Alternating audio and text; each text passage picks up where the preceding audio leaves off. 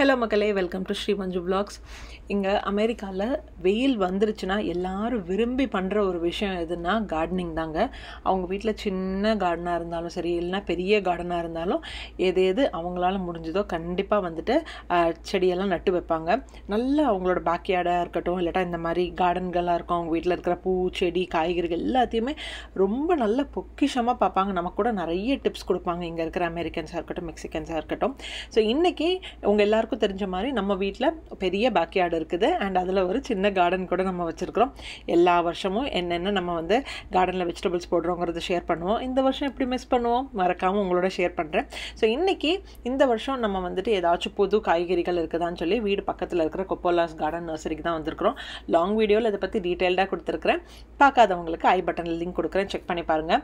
So இங்கே வந்து நம்ம சப்ஸ்கிரைபர் கொஞ்சம் பேர் என்கிட்ட வந்து முருங்கை இலை, அதுக்கப்புறம் வந்துட்டு கருவேப்பிலை, அத்திப்பழ செடியெல்லாம் எங்கே கிடைக்கும்னு கேட்டீங்க.